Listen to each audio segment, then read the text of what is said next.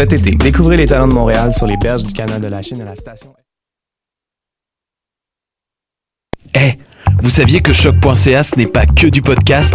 C'est aussi 5 chaînes musicales 24 heures sur 24 pour vous accompagner partout. Rock, indie pop, hip-hop, musique francophone et musique électronique en écoute gratuite et à volonté. Pour les découvrir, rendez-vous sur le site de choc.ca sur l'onglet chaîne musicale. T'as raison, ma Brenda, c'est le résumé des nouvelles de la communication, du marketing, de la publicité et des médias en moins de 10 minutes. Chaque semaine, mets-toi à jour de l'actu, que tu sois professionnel du métier ou pas. T'as raison, ma Brenda, c'est le vendredi à 8h sur choc.ca. Le reste de la semaine en podcast et aussi sur Facebook. Pool Hip Hop, c'est ta référence en matière de hip-hop sur les ondes de choc.ca. Chaque semaine, entrevues, chroniques, actualités et mix thématiques te seront présentés dans une ambiance décontractée. Le meilleur du hip-hop, ça se passe chaque semaine sur les ondes de choc.ca.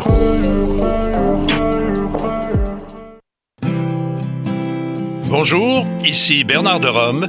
Vous écoutez choc.ca. Bernard de Rome, ça fait un bout qu'on t'a pas vu.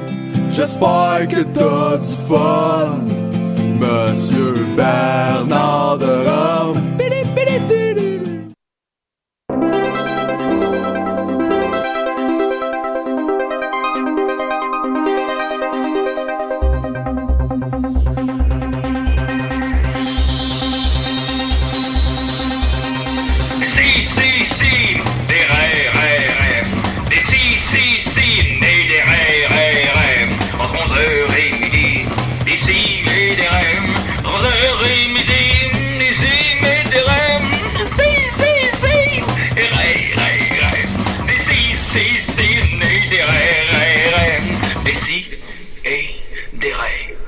Puis là, il m'a dit, je vais t'enfoncer ça tellement profondément que tu vas comprendre le principe en hypothétique au complet. Voyons. Bon, le pub veut pas T'as arrêter. raison, ma Brenda, c'est le résumé des nouvelles de la communication, du marketing, de la publicité et des médias en moins de 10 minutes. Chaque semaine, mets-toi à jour de l'actu, que tu sois professionnel du métier ou pas. T'as raison, ma Brenda, c'est le vendredi à 8h sur choc.ca. Le reste de la semaine en podcast et aussi sur Facebook.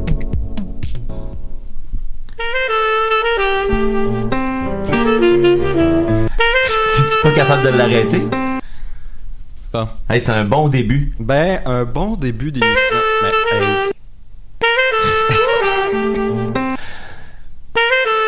Ok. Pourtant, il était sur manuel, je sais pas pourquoi il a joué ça. Hey, bonjour tout le monde. Hey. Hey, tabarouette. Sur les chapeaux de roue, je pense même pas que mon micro est allumé. Oui, tous les micros sont allumés. Ah ouais, ok. Je t'entends.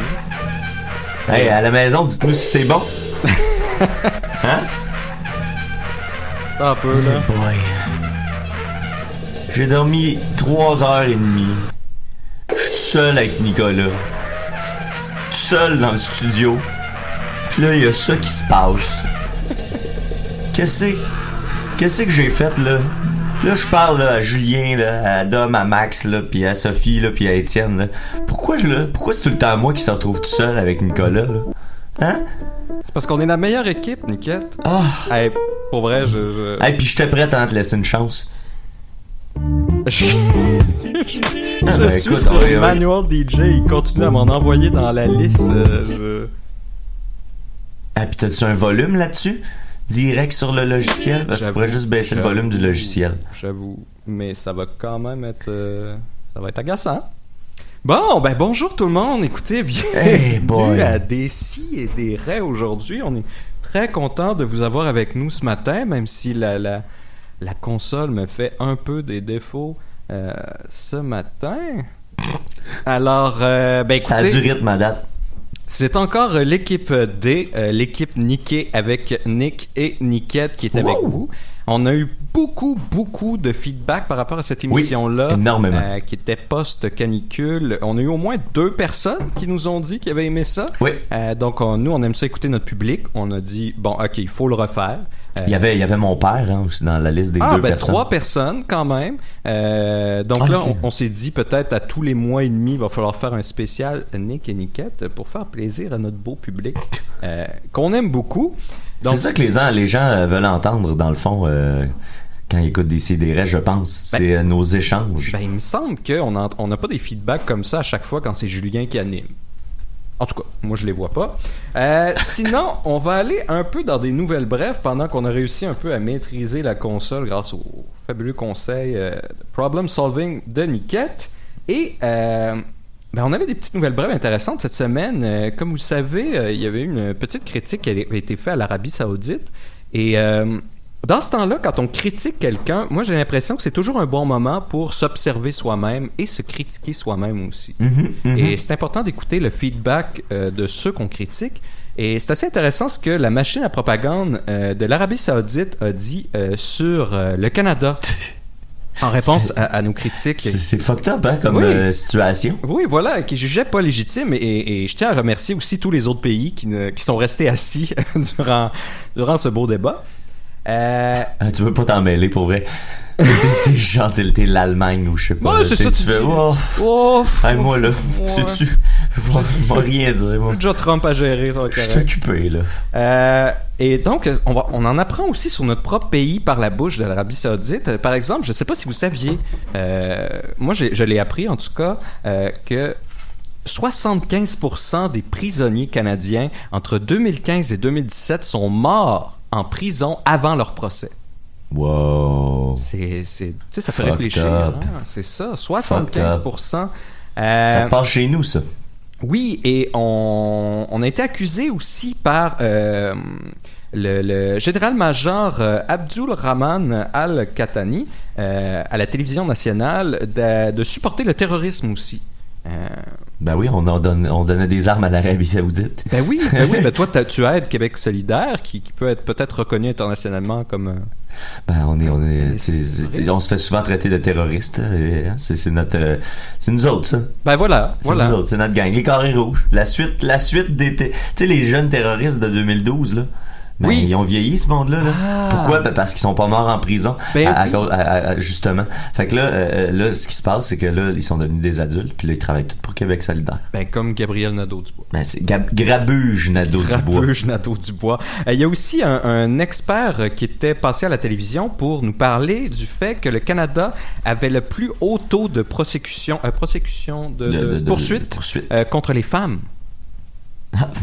Mais ce qui est intéressant, c'est que l'Arabie Saoudite est très reconnue pour ça. Ben, d'ailleurs, ça part de ça, on l'a pas dit. Je pense que ça part du Canada qui avait critiqué l'arrestation de la conjointe de Raif Badawi, c'est ça? Oui.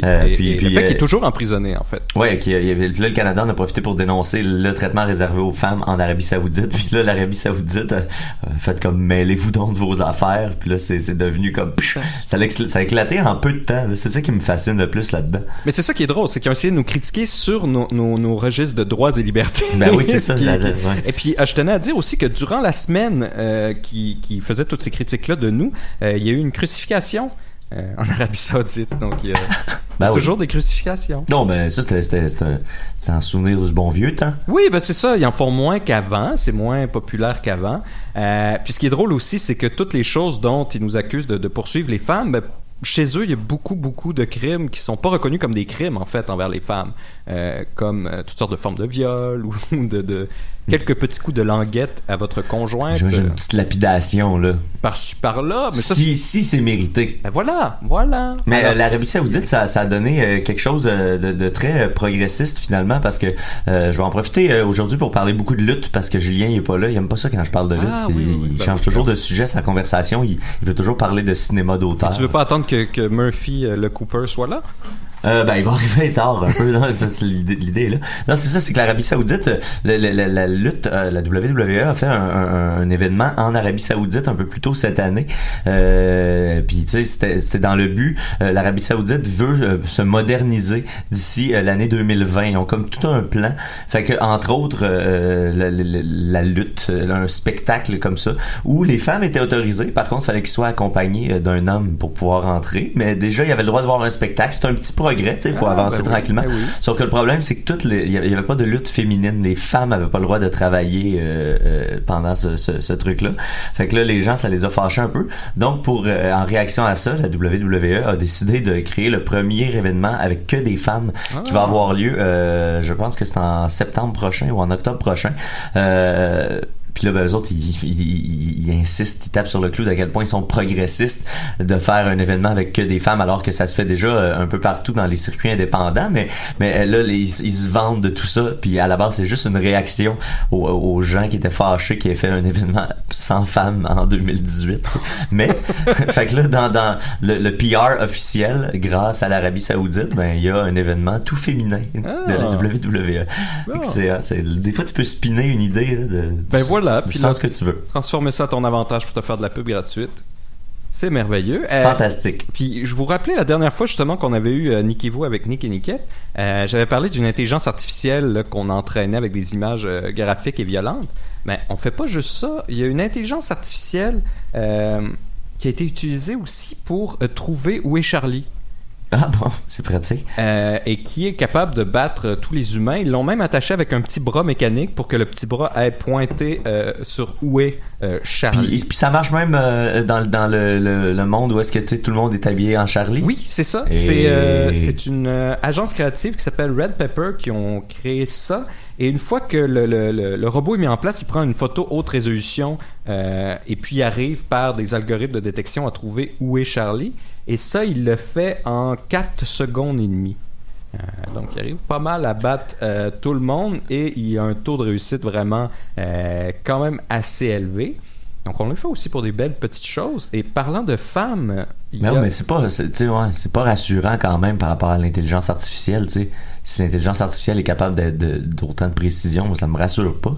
Ah non, mais c'est pas juste pour te rassurer, ça peut t'amuser le temps qui reste en place. Le temps qui reste avant que les robots prennent le contrôle. Ben, c'est peut-être pas une mauvaise chose qu'ils le font, compte tenu de comment on gère tout ça.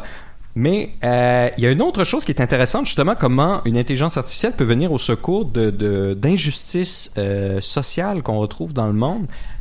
Ils ont entraîné une intelligence artificielle pour aller regarder tous les articles scientifiques qui sont publiés et ensuite vérifier quels sont les auteurs qui sont le plus cités et si ces auteurs-là ont déjà une page Wikipédia ou pas. OK. Et même pour que l'intelligence artificielle elle-même écrive l'abrogé de Wikipédia sur ce scientifique-là. Et ce qu'ils ont réalisé, et évidemment, ils vont avec le nombre de la quantité de fois qu'elle est sur Internet, recitée dans d'autres. Donc, ils lui font lire cette intelligence artificielle-là peut regarder jusqu'à 40 000 papiers en même temps. Elle cherche là-dedans. Mais ça, c'est pas une occasion pour mettons, 4chan de tout fucker ça puis de réussir. Non, parce que c'est seulement sur des articles scientifiques publiés dans des revues reconnues. Mais ce qu'ils ont trouvé, c'est qu'en fait, sur les pages Wikipédia, 82% des biographies sont à propos d'hommes. Oh shit. Oui. 82%. Alors qu'il y a Mais en même temps, tu sais, c'est pas pour te défendre, c'est pour expliquer l'idée. Tu sais, je me dis, avant, il y a quelques années à peine, tu sais, les femmes avaient pas le droit de rien faire au final. Ah non, c'est sûr. Il y a eu il y a une longue période dans l'histoire de l'humanité où est-ce que les femmes avaient à peu près le droit de rien faire. Fait mais là, on parle c'est normal.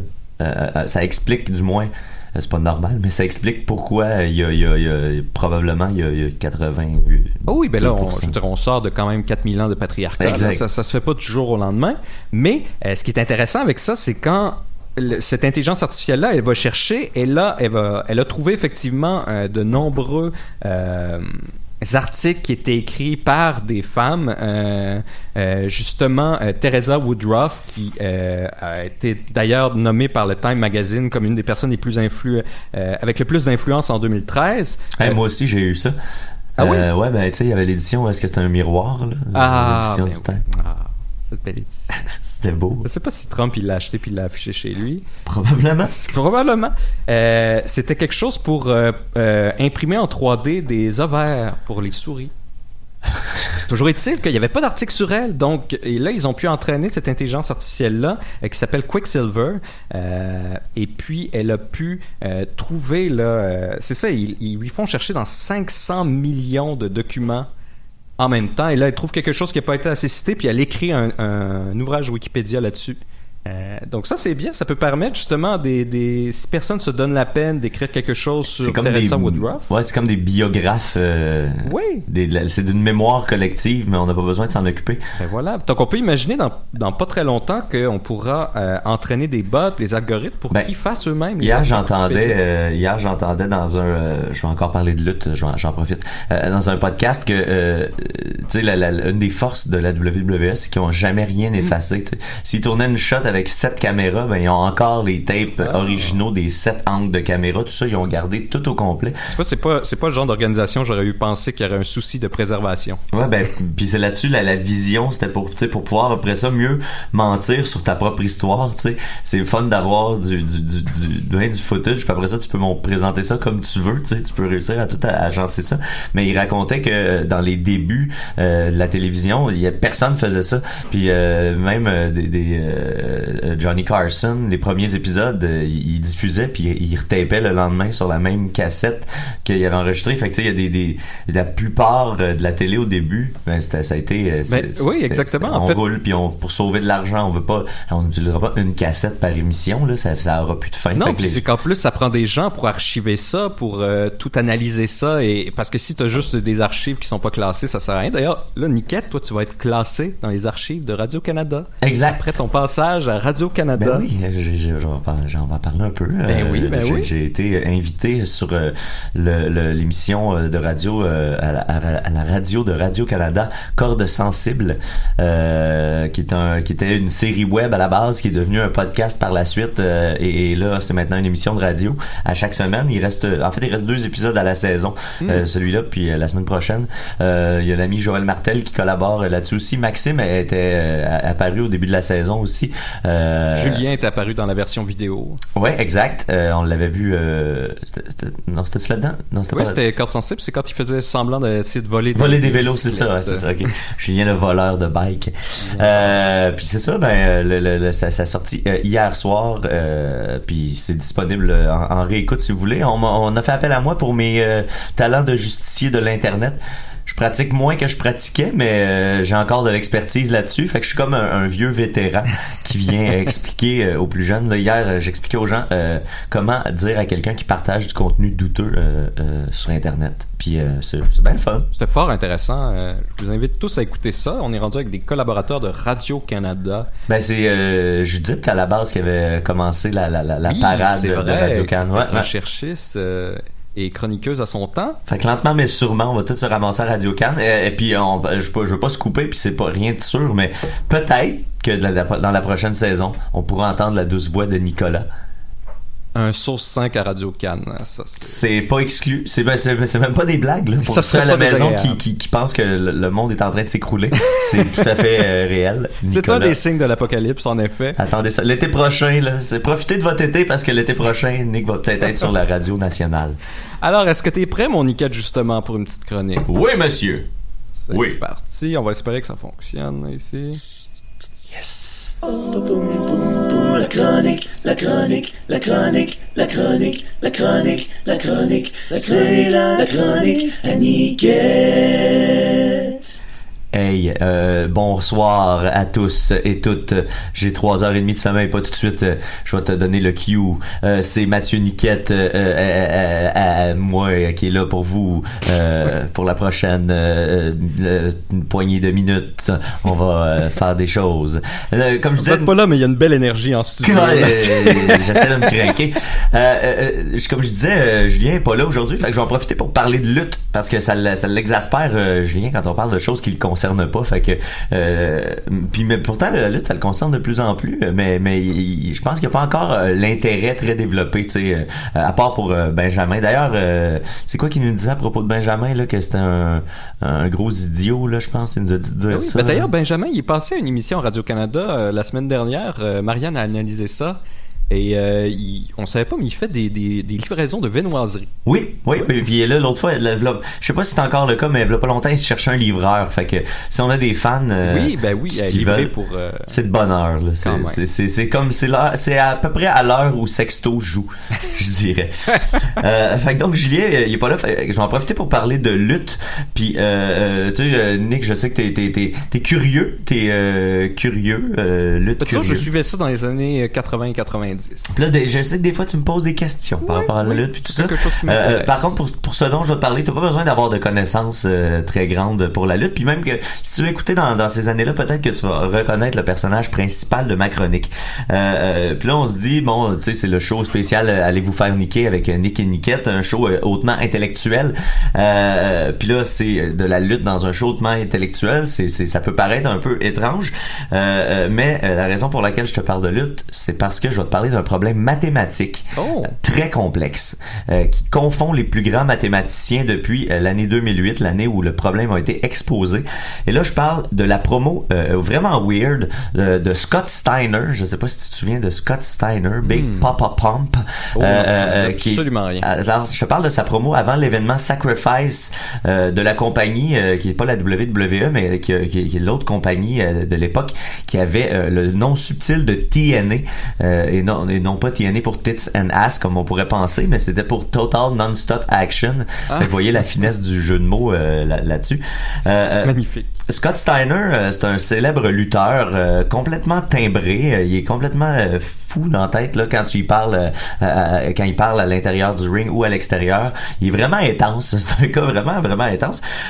Puis il est vraiment gonflé. Là. Lui, il a connu la belle époque des stéroïdes. Puis il en a profité à fond la caisse. Cette époque-là, c'est terminé? Ouais, pas mal, je te dirais. Il y a une bonne politique de. C'est plus les lutteurs ont plus la même shape là. C'est plus de l'agilité maintenant que de la. Ils sont encore grands et gros, mais plus comme avant. C'est pas un prérequis. La norme, du moins, c'est la vaste majorité sont pas. Il se soucie plus de la santé des athlètes maintenant. Mon Dieu. Lui aussi, sa particularité, c'est qu'il portait une capuche en cotte de maille. Peut-être que t'as déjà vu ce gars-là. Là. Il y a une espèce de juste la capuche, tu sais, la cotte de maille là, avec le trou pour la face. Non, je pense que je me rappellerais de ça. Oui, sûrement que tu t'en rappellerais. Vu ça avec des lunettes de soleil, tu sais, c'est tout le temps le fun. Pour vrai, c'est un personnage fascinant, Scott Steiner. Donc, lui, il a décidé, pour une raison étrange, d'essayer d'utiliser le pouvoir des mathématiques pour tenter de prouver qu'il était pratiquement certain de remporter son match de type three-way. C'est un match 1 contre 1. 3 gars ou 3 filles là, qui s'affrontent.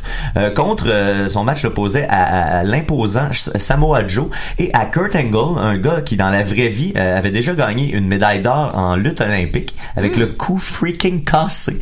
Il s'était fait casser le cou un mois avant puis il a réussi à gagner les Olympiques. C'était un lutteur professionnel. Ouais. Amateur, je veux dire. Ouais, c'est un lutteur amateur qui est devenu lutteur professionnel. Puis là, ça m'a toujours mêlé, tu sais, parce que le professionnel, c'est celui qui fait de la lutte spectacle, puis l'amateur, c'est celui qui est aux Olympiques. Ça a toujours sonné bizarre dans ma tête. Mais bref, Kurt Angle, donc, est un athlète incroyable, mais qui, à l'époque, qui nous intéresse, en 2008, consommait 72 antidouleurs par jour. Ça, c'est à toutes les 20 minutes. Il se popait un antidouleur à cause, justement, ça a l'air que quand tu fais des activités athlétiques, le cou cassé, ça peut être dangereux. Et là, on a un appel. Nick va s'occuper de gérer l'appel. J'attendais d'essayer de voir c'était qui. Ok, on l'a. Décidérez. Ouais, c'est Julien, ça va? Hey, Tiju! Ben oui, Julien! T'es-tu dans ton jacuzzi? Ouais, on a entendu un spa. Là, ben, j'écoutais Décidérez. Puis, là, tu vas en train de parler de lutte, là? Non, je parle de la lutte des classes.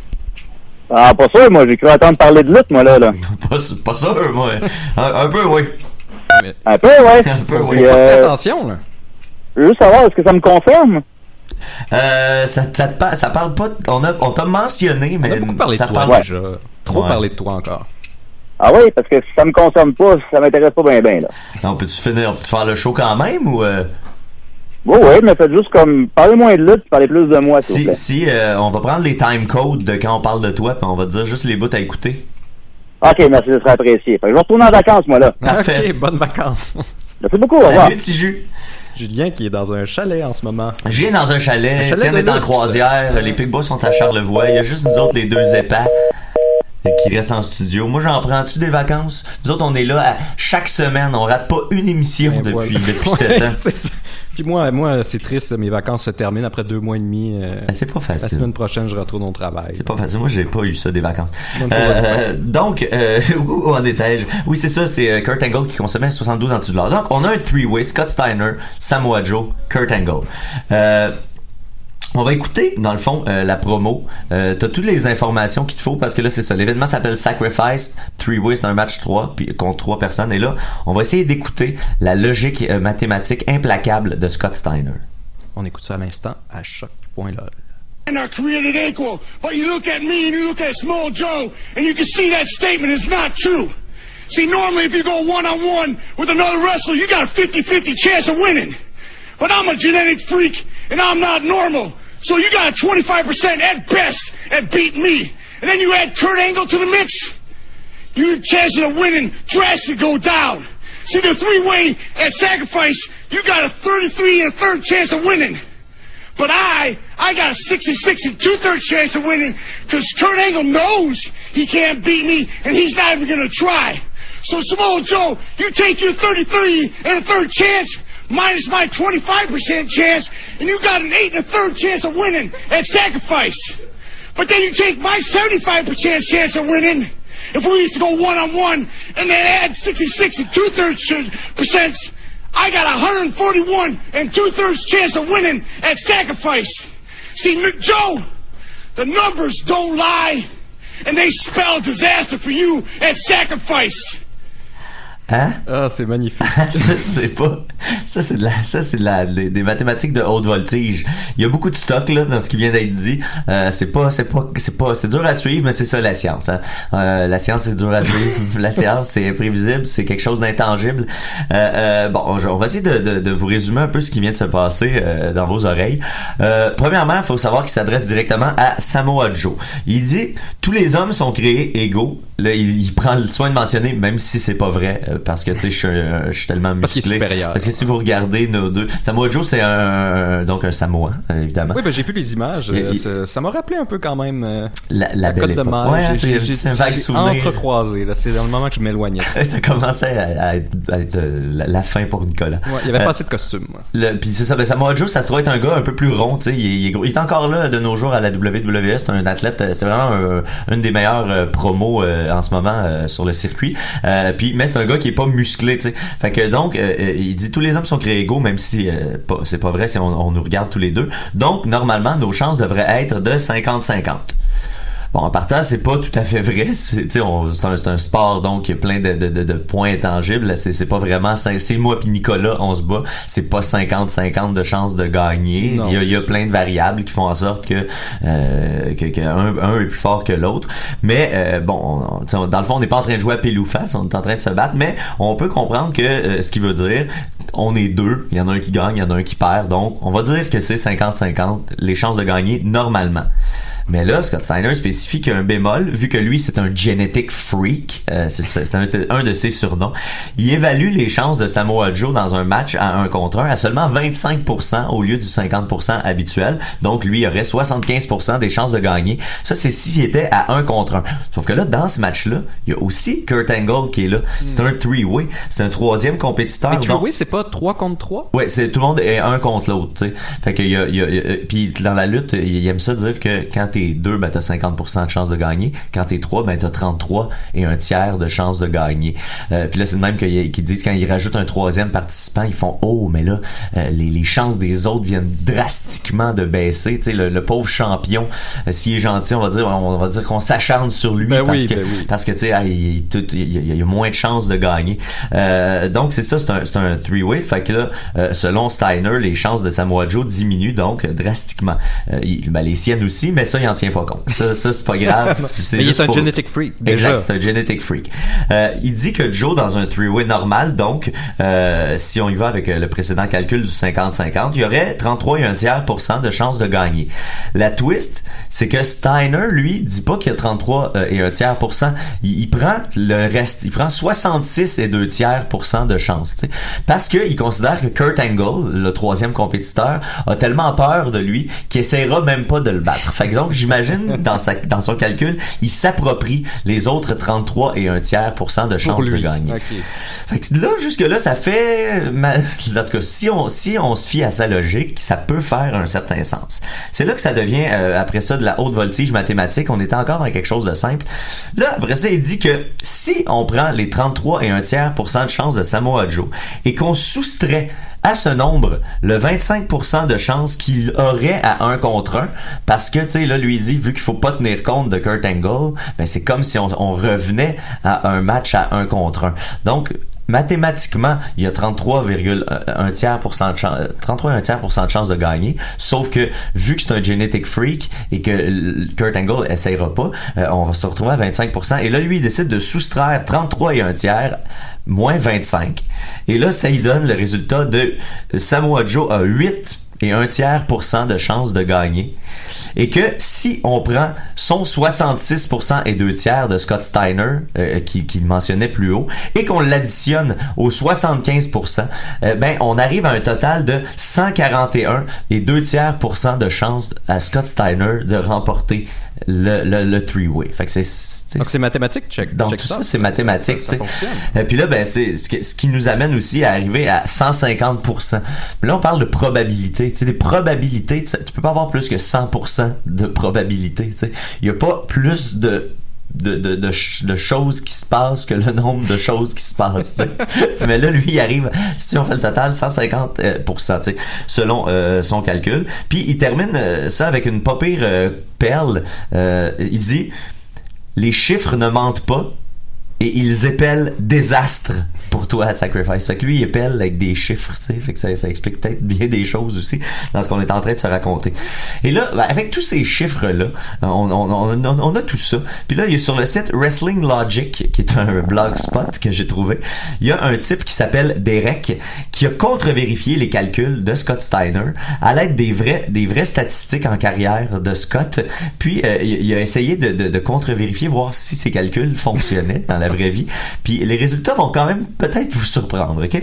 Premièrement, on note que dans ce que j'ai dit plus haut, Scott Steiner considérait même pas les chances de Kurt Angle de gagner. Tu sais, il disait, lui, il s'essayera même pas parce qu'il a trop peur de moi. Puis il a eu raison là-dessus, parce que Kurt Angle s'est blessé une semaine avant l'événement et il a tout simplement pas participé. Donc concrètement, ses chances ont été de 0% de remporter. Mais là, il calculait quand même sa présence pour diminuer les chances. Ah, mais ça compte pas ça. Ça compte pas ça. Là, on oppose le calcul à ce qui s'est passé pour vrai. Peut-être qu'il faisait semblant qu'il le savait pas, tu sais, mais que dans le fond, il le savait. Tu sais. C'est ça l'affaire aussi. Ouais. C'est peut-être il y a peut-être un côté mystique à ça qu'on est en train de passer. Mystique aux mathématiques. Oui, exact. Dont on passe un peu à côté. Le mysticisme appliqué aux mathématiques. Ensuite, en carrière, ok, dans la vraie vie, Scott Steiner a perdu seulement 32,59% du temps en 1 contre 1. Donc, étant donné que Kurt Angle était pas là, comme on disait plus tôt, ben c'est devenu comme un match à 1 contre 1. Et techniquement, Samoa Joe avait donc 32,59% des chances de l'emporter à 1 contre 1, qui est la stats globale de la carrière de Scott Steiner. Donc, ça, c'est proche du 33 et un tiers % que Scott Steiner lui donnait au début. Encore une fois, dans la vraie vie, par rapport au calcul qu'il avait fait, Scott Steiner a quand même raison dans son calcul mathématique. Il a raison dans le résultat, mais il n'a pas raison dans le calcul initial. Mais c'est à cause du mysticisme, c'est ça, c'est à cause du côté, c'est ça, c'est toi, on dirait que tu t'accordes pas d'importance à ça. Par contre, là où ça se corse, c'est qu'il y a un lutteur qui a été inclus dans le calcul, qui a participé au match, qui était pas prévu, il a été ajouté la journée même, à la toute dernière minute. C'est le lutteur Kazarian. Mais Kazarian, dans cette journée-là, il avait déjà combattu dans le premier Terror Dome match de l'histoire. C'est le match de cage de la TNA. Oui. C'est un gros match physique puis tout ça. Fait que lui, le Derek, celui qui analyse les mathématiques, a décidé arbitrairement d'y accorder une mince chance de 10%. Parce qu'il était pas prêt mentalement à se battre cette journée-là et qu'en plus il avait travaillé dans un match complètement difficile, mais il a quand même donné un honnête 10%. Fait que là où Steiner se plante, c'est qu'il soustrait, lui, il décide de soustraire deux chiffres qui ont aucun rapport entre eux autres, soit le 33 et un tiers moins le 25%, le 33 et un tiers du three-way et le 25% que t'as selon lui quand tu te bats à 1 contre 1 contre Scott Steiner. Et là, c'est pour ça qu'il arrive à 8,1% parce que il a fait tout simplement 33 moins 25, bang, c'est réglé. Puis c'est là qu'il se plante un peu. C'est pas le bon calcul. Le bon calcul, le bon calcul. Dis-nous, Nicolas, c'est quoi le bon calcul? Le bon calcul, c'est que dans la vraie vie, il y a 32,59% des chances à 1 contre 1 selon les vraies statistiques. Ce à quoi on retire un tiers, vu que finalement, on est dans un three-way plutôt que dans un match à 1 contre 1. Et là, on arrive à 21,73% des chances pour Samoa Joe de gagner. Ensuite, on avait le 10% de Kazarian dans un match à 1 contre 1. Et là, si on retire un tiers à lui aussi, ça lui donne 6,67% de remporter le three-way pour Kazarian. Et là, si on se dit qu'on parle de probabilité et que contrairement à ce que Scott Steiner pense, on peut pas arriver à 150% de probabilité, faut s'en tenir à 100%. Le vrai calcul des chances de Scott Steiner serait donc 100%, moins 21,73, moins 6,67 et on arrive à un pourcentage de 71,6% des chances pour Steiner de gagner ce match-là. Bon là, allez pas revérifier les calculs de Derek parce que lui aussi il a plein de trous dans sa surtout théorie. Faire des calculs, je trouve l'équivalent de faire des calculs pour la lutte, c'est l'équivalent de faire des calculs probabilistiques pour un saut. Quelles sont les chances que Roberta va trahir Jérémy au prochain épisode? Exactement. Puis ça Nick, ça existe parce que tu peux miser sur la lutte dans la vraie vie. What? Il y a plein de places aux États-Unis, en Angleterre, un peu partout dans le monde. Tu peux miser sur les résultats. Mais comment est-ce que le bookmaker fait les statistiques? C'est selon les rumeurs du moment, selon ce qui se passe puis tout ça. Puis c'est une des manières pour les hardcore fans. Puis là, moi j'ai arrêté de faire ça parce que ça brisait mon fun. Mais supposons avant un événement comme le Royal Rumble, 2-3 jours avant, les probabilités vont complètement shifter parce que le choix aura été arrêté sur qui va être le gagnant finalement. Puis ça finit par se savoir. J'imagine que tout ça est finement organisé aussi. Tu sais, j'imagine que parce que les risques de collusion sont excessivement c'est élevé. Incroyable. Moi, ça me dépasse complètement, mais ça existe. Parce que c'est organisé. Oui, c'est organisé, c'est ça. Fait que, il y a rien des paris là-dessus. Mais oui, il y a rien qui empêche le propriétaire. Il y a des lois qui empêchent ça, mais tu sais, comment tu veux savoir que lui passe un coup de fil, exact, puis il dit à quelqu'un, hey, mise sur lui, sa cote est vraiment pas bonne, mais on va le faire gagner en surprise là. Fait que ça me dépasse complètement. C'est incroyable. Puis pour la petite histoire, malgré ces 8,33% de chances de gagner ou ces 21,73% de chances de gagner, c'est finalement Samoa Joe qui a remporté le match et la ceinture lors de la soirée Sacrifice. Comme quoi les mathématiques et la lutte ne devraient pas aller plus loin que 1, 2, 3. Depuis que j'étais à Radio-Canada, c'est ça, je trouvais que c'était une belle conclusion. Finale. C'était une belle finale. Je voulais vous surprendre, je voulais vous montrer que quand on travaille avec les meilleurs, mais là, vu que je travaille avec Nick, ça va rebalancer pour la semaine prochaine. C'est ça, voilà. Et puis, on va faire une petite pause musicale. Ça fait longtemps qu'on fait pas de pause musicale. On faisait ça avant. Puis t'as quelque chose d'assez incroyable. Moi, j'ai trouvé une belle mine. J'ai trouvé une mine de rap sur les chats. Moi, c'est pas un secret pour personne. J'adore les chats. Marianne aussi. Oui, on en a 2 ensemble et puis on les adore. C'est nos bébés. Comment va Marianne? Elle va très bien. Elle se relaxe. Es-tu au café? Non, aujourd'hui, elle est à la maison avec les chats, justement. Sur la MDMA avec les chats. Peut-être qu'elle nous écoute en ce moment. Et j'ai trouvé ça... Il y en a plusieurs qui en font. Bon, il y en a des plus connus, comme ASAP Rock, mais il y en a aussi des moins connus. Il y en a un particulièrement, c'est I Am Mosho. I Am Mosho que vous pouvez trouver sur YouTube. Et toutes ces tunes, toutes ces tracklists sont toutes sur des chats. Et il n'y a pas énormément de vues non plus. Bizarre. C'est intéressant. Et là, je vais vous en faire écouter un qui s'appelle Cat World. Mais là, attends, c'est des chats qui rappent? Non, c'est des rappeurs qui rappent sur les chats. À propos des chats. Debout sur des chats, dans le fond. Ils sont sur des chats. Et puis, je vous dis, couchés sur des chats ou sont debout sur des chats? On va laisser la musique parler pour elle-même. On écoute ça à choc.radio-canada.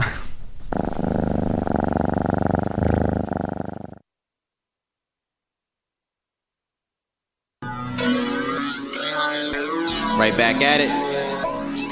Like a bad habit. Yeah. Moke and Cat World, man. It's cats everywhere in the house. You know what I'm saying? I take this seriously. I'm chillin' in a cat world. Ay, I got gas in my house, man. Gas on the floor. I'm chillin' in a cat world. Knock, knock, hear me knocking at the door. More game, that's for sure. I'm chillin' in a cat world. I got gas in my house, man. Gas on the floor. I'm chillin' in a cat world. Knock, knock, hear me knocking at the door. More game, that's for sure. I'm chillin' in a cat world. They don't know about me. All they wanna do is sleep on me. Wanna creep on me. When I come through, peep on the whole. I guess they wanna peep on me. What you talking about, homie? Chillin' in my house with my cast, man. I'm the cat man, and they got my back, man. Killing it, oh, that's a fact, man. Knock you off track, man. Do you really want me to spit these rounds off the top of the dome? Can't wait to get your girl to the top of my home. And I'm coming for the top of the throne. Just leave me alone, don't call my phone. Could you see me making these moves? I pick and choose, man. Oh, I pick and choose. Everybody knows in this game, if you snooze, then you lose.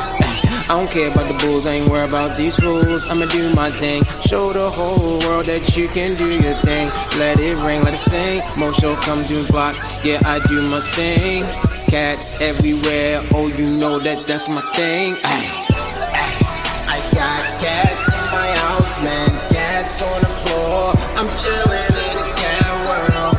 Knock, knock, hear me knocking at the door. More game, that's for sure. I'm chillin' in a cat world.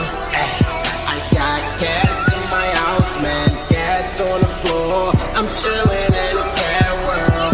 Knock, knock, hear me knocking at the door. More game, that's for sure. I'm chillin' in a cat world. Every day I'm going hard, can't tell me nothing. They be frontin', they be bluffing. I was in the projects roughing. Never got sidetracked. Give me the respect, man. Give me that, give me that. I don't care what you want, tell you up front, man. I'm blunt, man. What more do you want from more? Man, they act like they not feeling me. These girls, man, they be killing me. Texting my phone like, can I come over? Can I pet your cat that's over? Gotta drive, man, a chauffeur. Telling the truth, I don't know her. Nah, I'm telling the truth, I don't know her. Ay, I got gas in my house, man. Gas on the floor. I'm chillin' in a cat world. Knock, knock, hear me knocking at the door. More gang, that's for sure. I'm chillin' in a cat world. Chillin' in a cat world. Ah, puis c'est vraiment sympathique. Hashtag Catworld, hashtag MoGang, I am Mosho. Vous pouvez le suivre sur Facebook, Instagram, Twitter et aussi sur Snapchat. Ouf. Ça a pas été facile. Blank là-dessus. On a l'âge qu'on a. On a l'âge qu'on a. Je pense que tu avais eu des nouvelles de Murphy, Niquette, pour ceux qui oui. s'inquiètent s'il va se joindre à nous ou pas. En un premier temps, à 11h17, il nous a écrit « Ah non, j'ai envie de caca, ça va me retarder et j'aurai peut-être pas le temps de me rendre. » Et là, il écrit « Les plans ont changé, mon envie de caca a bouleversé le cours de ma journée. Je dois annuler ma représentation de ce matin. Désolé. » Et là, il vient tout juste de nous écrire « Je suis en train de faire caca au moment d'écrire ceci. Oh. » Hey, c'est interactif. Du Murphy Live. C'est surprenant aujourd'hui, dans notre époque moderne, le nombre de fois où on communique avec des gens et ils sont en train de déféquer. Moi, ça arrive. Moi, mes messages du matin, souvent, j'en profite pour gérer ça sur la bolle. Oui, et ils en parlaient d'ailleurs, le niveau de particules d'excréments qui sont sur tous les appareils intelligents est assez incroyable. Bon, sur ça... des bonnes nouvelles. Sur ça, des bonnes nouvelles. Mais bref, Murphy sera pas là ce matin, malheureusement. Attendez-le pas en dernière seconde. À moins que tout ça soit une blague. Et que là, il va nous sortir. Mais tu sais, il prend toujours son bon café du matin de troisième vague. C'est sûr que ça active le système digestif. Ouais, il y a ça. Ça a fait ses preuves, hein. Et voilà. Vous l'aurez appris ici. Vous l'aurez appris ici. À Décideret. Oups, bon. Hop.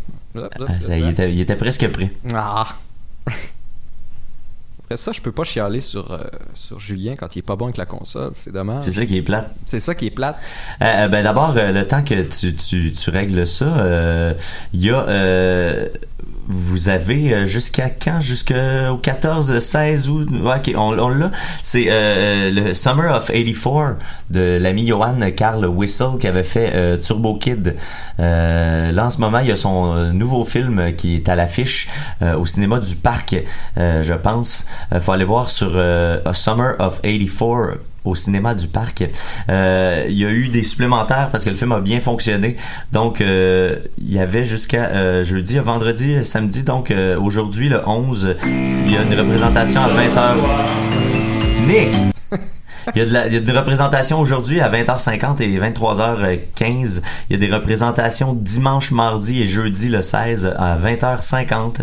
Et il n'y a pas de représentation donc lundi et mercredi, mais c'est la dernière chance peut-être de le voir. S'il y a beaucoup de gens qui vont le voir, ben le film va peut-être être reconduit. Et s'il est reconduit pour d'autres semaines, ben il va peut-être jouer dans plus de salles. Fait que n'hésitez pas à aller voir ça, Summer of 84. Pour ceux qui n'ont pas vu Turbo Kid, c'est bon, justement, ça se passe dans une espèce de truc post-apocalyptique, mais c'est très influencé par le cinéma des années 80. Il y a des clichés, il y a des hommages, il y a du gore, il y a de l'humour, mais la trame narrative est quand même super intéressante. Il y a de quoi de vraiment, vraiment, vraiment bon dans ces films-là, puis c'est fait ici par un collaborateur des Mystérieux Étonnants, Johan Carl Whistle, qui sont des amis à nous. Fait que n'hésitez pas à aller encourager ça ici. Ça va lui permettre après ça d'en faire d'autres. Puis Turbo Kid est devenu un petit cult classique partout dans le monde. Partout dans le monde, c'est ça. Ouais. On parle beaucoup. Je vois souvent mentionné sur Reddit. C'est toujours plaisant de voir des petits produits locaux. Tu sais, malheureusement, dans nos médias mainstream, ben il y a comme pas du tout de résonance pour des. Ben il y en a pas du tout, mais il y en a pas autant qui mériteraient d'en avoir. Tu sais, je pense que dans d'autres cultures, dans d'autres pays où le cinéma est plus célébré, ben un buzz comme ça aussi important aurait été mentionné beaucoup plus. Fait que c'est pour ça que je me permets d'en parler, même si c'est des amis. C'est pas parce que c'est des amis qu'on apprécie plus leur travail. C'est vraiment un produit de qualité qui a été reconnu internationalement. Fait que n'hésitez pas à aller voir ça. Ça s'appelle Summer of 84. Summer of 84. On va poursuivre avec un bon petit sauce-toi. Sauce-toi. Allez, sauce-toi.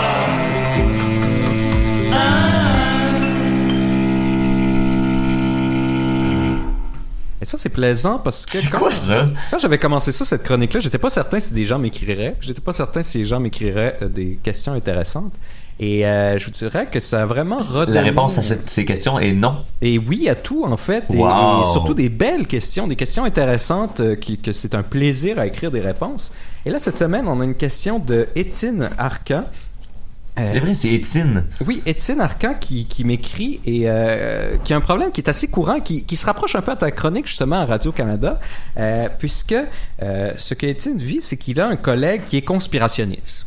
Tu peux laisser faire le spirationniste, à mon avis. Conspirationniste et qui aime souvent étaler les dernières théories du complot, qui se méfie évidemment des médias de masse et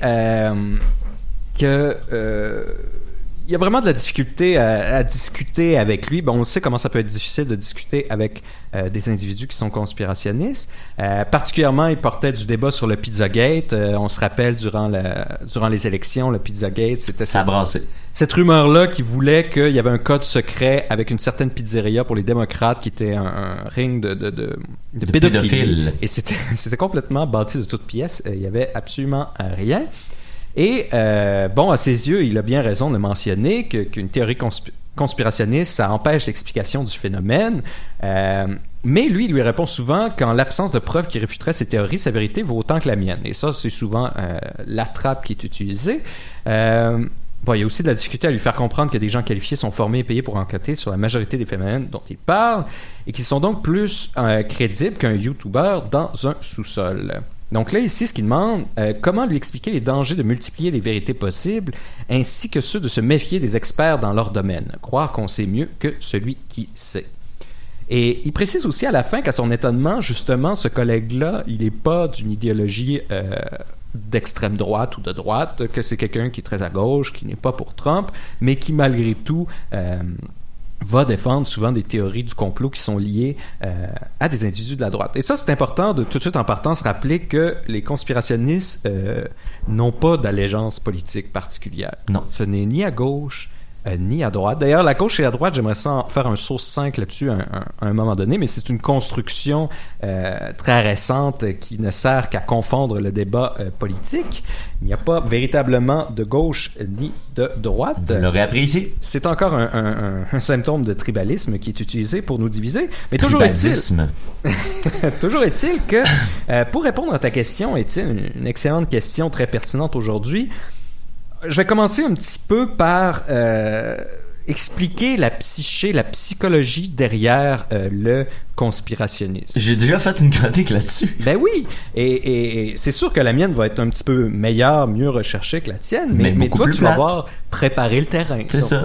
Les gens m'écoutent parce que c'est intéressant. Lubrifier l'auditeur et il va être prêt à la pénétration du savoir. Parce que il y a les faits, mais il y a aussi la façon de présenter les faits, là. Oui, mais les faits sont déjà assez agréables en eux-mêmes.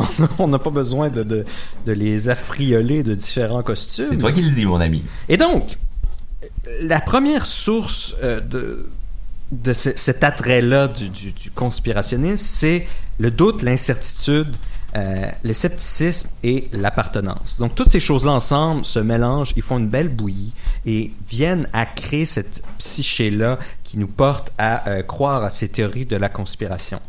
Et si on revient à la psychologie humaine, la première chose auquel répond la théorie de la conspiration, c'est surtout à l'incertitude, l'ambivalence et l'ambiguïté. Donc, ces trois choses-là, Niquette, tu le confirmeras. Les ambis, dans le fond. Les ambis. Donc, ambivalence, ambiguïté, incertitude, ce sont tous des sources de stress et d'anxiété.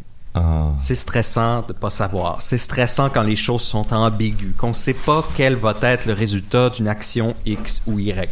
On aime ça savoir d'avance. Hein? C'est pour ça que les radios jouent tout le temps la même affaire. C'est pour ça qu'ils disent tout le temps les mêmes choses. C'est qu'à chaque année, il y a les mêmes reportages sur les mêmes sujets.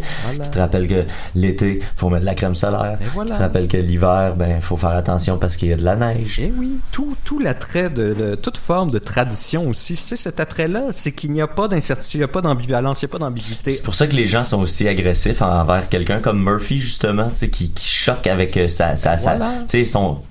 vêtements. T'sais. Ben oui, tous les artistes qui viennent bouger ce qui est établi, ils viennent remettre l'individu dans de l'ambivalence, de l'ambiguïté, de l'incertitude. Et ça, c'est stressant. Hubert Lenoir qui lèche des sax. Voilà.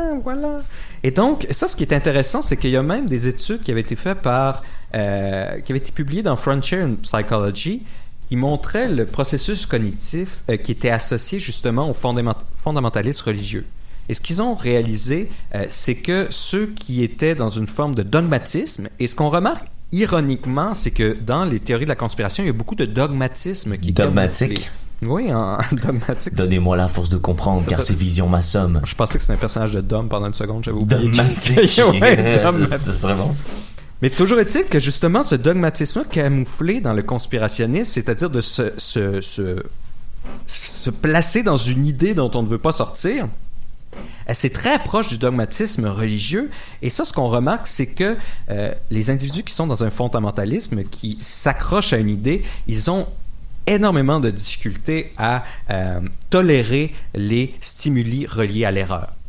C'est-à-dire un stimuli qui te dit que ce que tu croyais, ce n'est pas ce que tu croyais. Mm-hmm. Donc, on a tout un mécanisme cognitif qui nous permet de gérer les erreurs pour réajuster notre comportement par rapport à la réalité, parce qu'évidemment, c'est dans la réalité qu'on interagit. Donc, quand on a des expectations ou des attentes et que ces attentes-là sont trompées par la réalité du stimuli, on est fâché. On a un ajustement qui se fait. Il y en a pour qui c'est plus compliqué que d'autres. Oui, ils ont remarqué que ceux pour qui faisaient preuve de dogmatisme ou d'esprit fermé avaient beaucoup plus de difficulté à tolérer l'erreur dans leur appréhension versus la réalité. Et c'est ce qui faisait que eux, pour leur rassurer, parce que ça leur créait une énorme anxiété sociale, le fait qu'il y ait une possibilité d'erreur dans leur pronostic, ils s'accrochent à cette idée-là et ils vont laisser de côté toutes les autres preuves. Et il y a un autre aspect qui est intéressant aussi, c'est que quel autre qui est intéressant? La tolérance à l'ambiguïté, c'est un facteur qui va favoriser la coopération sociale et la confiance. C'est-à-dire que dans nos interactions sociales, il y a ce qu'on appelle l'ambiguïté. Et là, il ne faut pas confondre avec le risque. Le risque, c'est on connaît les résultats d'une action. Il y a un risque que ce soit A, il y a un risque que ce soit B. Comme le risque que Scott Steiner gagne ou perde. L'ambiguïté, c'est qu'on ne connaît pas le résultat de l'action. Ça peut être toutes sortes de choses qu'on ne connaît pas. Et toutes les interactions sociales sont pleines d'ambiguïté. Tu me dis que tu es fatigué. Est-ce que tu es vraiment fatigué? Est-ce que tu joues avec ma tête? Est-ce que tu es juste fatigué d'être avec moi? Ou est-ce que tu es fatigué? Donc, toute cette ambivalence-là est très stressante. Et pour certains individus, encore une fois, qui ne peuvent pas tolérer cette ambivalence-là, ils vont se refermer sur des idées fixes et dire « Je décide que Niket, c'est ça. Que ce soit ça ou pas, et peu importe les preuves qu'on va m'apporter dans une direction ou dans l'autre. » Donc, en sachant tout ça, et en plus les biais cognitifs qu'on nous connaît, c'est-à-dire qu'on a déjà, et ça tout le monde a, là, les conspirationnistes, nous aussi, on a un biais cognitif à rechercher des preuves qui confirment ce qu'on affirme et de ne pas regarder ce qui va critiquer ou remettre en question ce qu'on croit. Donc, tout ce qui affaiblit nos croyances, on va avoir tendance à ne pas le regarder et... ce qui confirme, on va les remarquer tout de suite. Tous les phénomènes de synchronicité, c'est exactement ça. À chaque fois qu'on remarque, par exemple, que j'ai parlé de Bowie hier et là, il est mort aujourd'hui et après ça, tout le monde en a parlé. Mais tu réalises pas toutes les fois où est-ce que tu as parlé de 50 artistes qui sont morts le lendemain et qui s'est rien passé. Ouais. Tu te rappelles juste d'une fois. Et donc on aime ça aller trouver des symboles. Moi, je travaille dans un casino, je te rappelle. C'est que ça à la journée longue. Là. C'est ça, mais c'est rassurant parce qu'on se dit il y a un ordre, il y a une structure, les choses n'arrivent pas comme ça. Puis c'est vraiment ça, tu sais, qui arrive. Puis c'est ça qui est traître aussi parce que tu sais au casino du moins là, tu sais, parce que tu sais quand ça arrive pas, c'est fâchant parce que ça aurait dû arriver. Voilà. Puis si ça arrive, c'est pas vraiment, tu sais. T'es pas super content parce que c'est ça qui était supposé d'arriver. T'sais. Voilà, exactement. Tu sais, le gambler qui est malheureux, c'est ça qui l'use là à la longue. Là, c'est d'être malheureux quand ça va pas bien puis de pas être heureux quand ça va bien. T'sais. Alors que le casual, le client régulier, celui qui est dans la moyenne des joueurs habituels, ben tu sais, il s'attend pas à gagner. Fait que quand son numéro tombe, il est content. Voilà. C'est là que ça devient le fun. C'est quand ça switch de l'autre bord que tu fais exactement. C'est terminé. Et là, on peut mettre tout ça ensemble et c'est excessivement rassurant. Ça diminue l'anxiété, ça diminue l'incertitude, l'ambivalence, l'ambiguïté lorsqu'on croit fermement à quelque chose. Et d'autant plus lorsqu'on croit fermement à quelque chose qu'on a l'impression d'avoir découvert. Donc, une vérité qui était recouverte sur un tissu de mensonges duquel tout le monde est aveugle, sauf nous et une poignée d'individus. Il y a quelque chose d'excessivement réconfortant, comme une espèce de grosse couverte en douillette là, pendant qu'il fait très froid dehors. Et là, on se dit, nous on sait, nous, on peut se recouvrir de toute cette vérité. Moi, j'aimerais ça. Et donc là, pour aller, mon Dieu, le temps a filé, d'où Jésus. OK, pour répondre rapidement à ça, comment est-ce qu'on peut traiter... c'est pas ça que tu faisais, ça, là. c'était juste le préambule. Le préambule. Parce que ça mène excuse-moi, Étienne. Un scepticisme sain et un scepticisme malsain. Mais je vais tout de suite aller à gérer le scepticisme malsain. En gros, le scepticisme malsain, c'est qu'il y a une critique du consensus qui peut être louable, mais il y a une acceptation aveugle de preuves anecdotiques. Donc, d'un côté, on critique le consensus, de l'autre côté, on se fie à des preuves. Donc, ce qu'il faut se rappeler ici, c'est pourquoi est-ce qu'on veut le convaincre? Pourquoi est-ce qu'on veut convaincre le conspirationniste? Si ce sont des croyances inoffensives, comme le fait qu'il y a des farfadets qui volent les bas le matin, c'est pas très grave. C'est sûr que les si on parle plutôt de vaccins ou de choses comme ça, là, il y a intérêt à le convaincre. Et que tu avais mentionné, justement, l'absence de preuve serait une preuve, ben ça, c'est le sophisme de l'ignorance. C'est-à-dire que l'absence de preuve contre une chose, ce n'est pas une preuve pour la chose. Et l'absence de preuve pour une chose n'est pas une preuve contre la chose non plus. L'absence de preuve, ce n'est que l'absence de preuve. Ça ne dit pas si la chose existe ou si la chose n'existe pas. Et croire une chose pour quelqu'un d'honnête intellectuellement, c'est de vouloir s'approcher du vrai et s'éloigner du faux. Ça signifie avoir des bonnes raisons de croire une chose. Avoir des bonnes raisons de croire une chose, c'est soit posséder les bonnes raisons soi-même, pouvoir faire la revision de la preuve, ou connaître les autorités pertinentes qui peuvent faire la revision de la preuve. Donc, si vous n'avez pas ça et que vous croyez à une seule preuve anecdotique, c'est-à-dire effectivement une vidéo vue sur YouTube ou quelqu'un qui vous a présenté quelque chose qui peut être truqué, ce que ce n'est pas avoir des bonnes raisons de croire une chose, c'est connaître toutes les justifications soi-même. Le savoir est segmenté, c'est impossible. Ce n'est pas avoir raison, ce n'est pas être avantagé, rassuré et conforté toute préférence. Et surtout, ce n'est pas être absolument certain. Et c'est là-dessus que je veux terminer, Étienne. Ce sur quoi jouent les théories de la conspiration, c'est la certitude absolue. Ils disent comment tu peux être certain que X ou Y. Comment est-ce que tu peux être absolument certain? Ah, mon Dieu. Qu'est-ce qui se passe, là? Qu'est-ce qui vient de se passer? Mon micro était déplugué durant toute cette vitesse-là. Documentaire. Qu'est-ce que t'as pas Non, j'ai entendu. J'ai entendu. Tout va bien, Nick. Le micro était déplugué? Tu voulais finir comme ça. Ah, c'était mes écouteurs! Ouais, il n'y a pas de fil après les micros. Okay. Je sais pas si Donc, comment est-ce qu'on peut être absolument certain de X ou Y? On peut pas être absolument certain. Il y a rien dont on peut être absolument certain, si ce n'est notre propre existence. Donc, l'esprit critique implique l'ouverture permanente à la possibilité d'avoir tort, à l'incertitude, à l'ambiguïté. Tout devient un degré de probabilité. Donc, n'importe qui a un bon esprit critique, il faut qu'il soit ouvert au fait d'avoir tort. Donc, ce qu'il faut faire avec un conspirationniste, c'est juste lui faire admettre, sois ouvert au fait que peut-être ta chose soit fausse. De la même manière que c'est vrai que c'est possible que la Terre ne soit pas ronde, c'est possible qu'on ne soit pas ici en ce moment. Et un petit truc dernièrement... Fait que là, t'es rendu platiste. Tu penses que la Terre est plate. Non, mais c'est simplement... On a toutes les raisons de croire qu'elle est ronde. Le fait qu'elle est ronde Nick explique pense que la Terre tous les est phénomènes. Et je vous rappellerai la prochaine fois que ça vous arrive... La prochaine fois que ça vous arrive, essayez de lui demander de vous démontrer que la Terre est plate, lui. Il existe hors de tout doute et vous allez voir que c'est difficile qu'il n'y faut paraît. Être ouvert à la probabilité que la Terre est plate. Et là, on se retrouve à la fin de l'émission qui s'est faite en rapidité. Donc, merci d'avoir été là. Merci